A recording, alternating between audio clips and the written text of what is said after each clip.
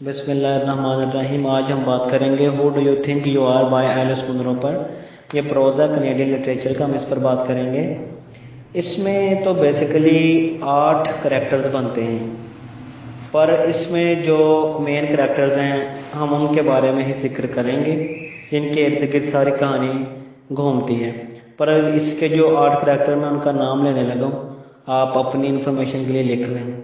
सबसे पहले है जी रोज़, प्रोटैगनिस्ट। रोज़ का brother Brian, Milton Homer mad person, PHOEBE Phoebe, Brian's wife, Ralph Gillespie, Rose का ओल्ड फ्रेंड। रोज़ लड़की है, उसका ओल्ड फ्रेंड है राल्फ गिलिस्पी। फिर है जी हैटी एंड मैटी मिल्टन, ये दोनों बहनें हैं। और जो मैड पर्सन है मिल्टन होमर, उसकी आंटी हैं, दोनों ट्विन्स हैं ये। अच्छा जी, फिर है 7वां करेक्टर टॉम शेफर्ड। 8वां करेक्टर है जी फ्लो। फ्लो जो है वो रोज़ की माँ है, प्रोटैगनिस्ट की माँ है। अच्छा जी, ये ऑटोबायोग्राफिकल स्टोरी है, और जो इसने टेक्निक इस्तेमाल की है एलिस मुनरो ने, वो है स्ट्रीम ऑफ कॉन्शियसनेस। और इसमें जितने भी करेक्टर हैं वो स्टीरियोटाइप हैं। अच्छा जी, आगे हम कहानी शुरू करने लगे हैं जी। इस स्टोरी में 3 मेन करेक्टर्स हैं। सबसे पहले रोज़ गर्ल, फिर मिल्टन होमर और राल्फ गिलिस्पी, क्योंकि इनके दरमियान ही ना ये स्टोरी ज़्यादातर घूमती है। और उनकी 2 आंटीज हैटी एंड मैटी। अच्छा, और मिल्टन होमर जैसे कि मैं आपको पहले बता चुका हूँ कि पागल दीवाना सा बंदा है। रोज़ जो है वो प्रोटैगनिस्ट है, राल्फ गिलिस्पी रोज़ का बचपन का दोस्त। अब कहानी स्टार्ट कैसे हो रही है। रोज़ एक लड़की जो कि बड़े शहर में रहती है, वो अपने गांव के कस्बे में वापस जाती है और लोगों से मिलती जुलती है।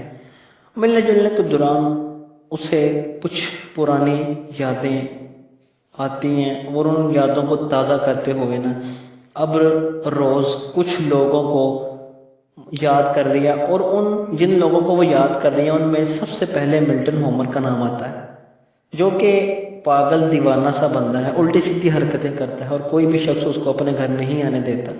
बस एक ही सूरत में वो किसी के घर जा सकता था, जब किसी के घर न्यू बेबी पैदा होता है। फिर एक इवेंट होता है ऑरेंज वॉक के नाम से। इस इवेंट में मिल्टन उल्टी सीधी हरकतें करता है और उसको कोई भी नहीं रोकता। फिर रोज़ को याद आता है कि जब हम पढ़ रहे थे तब होमर की आंटी हमारी टीचर थी, जिसका नाम हैटी मिल्टन था। मिल्टन अपनी 2 आंटीज के साथ रहता था जो कि ट्विन्स थीं, जिनका नाम हैटी और मैटी था। फिर रोज़ को याद आता है कि एक दिन जब हमारी टीचर हैटी मिल्टन क्लास में आई थी, तो उन्होंने आकर एक ब्लैक बोर्ड पर पोइम लिख दी थी। तो उन्होंने कहा था कि इसको कॉपी करें, तो मैंने उसकी कॉपी नहीं की थी।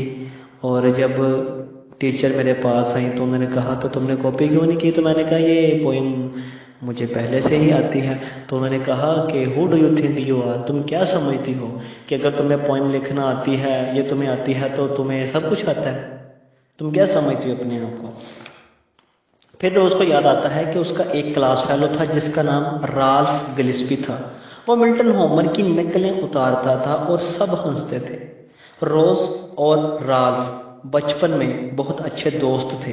जब ये थोड़े बड़े हुए तो राल्फ ने नेवी ज्वाइन कर ली, यहाँ उनका पास्ट खत्म हुआ।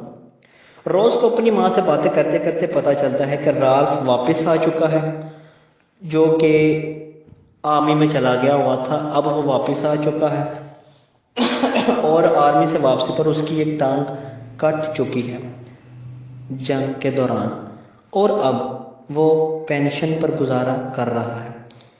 फिर एक पार्टी के दौरान राल्फ और रोज़ दोनों मिलते हैं और दोनों बातें करते हैं और उनको अपने बचपन की यादें आती हैं। फिर आफ्टर द पार्टी रोज़ वापस शहर चली जाती है। फिर उसकी माँ रोज़ को एक दिन एक न्यूज़पेपर दिखाती है जिसमें राल्फ गिल्स्पी की डेथ का जिक्र था कि वो गिरकर मर गया। राल्फ की डेथ रोज को उलझा देती है कि वो गिरकर मरा कि उसने खुदकुशी कर ली।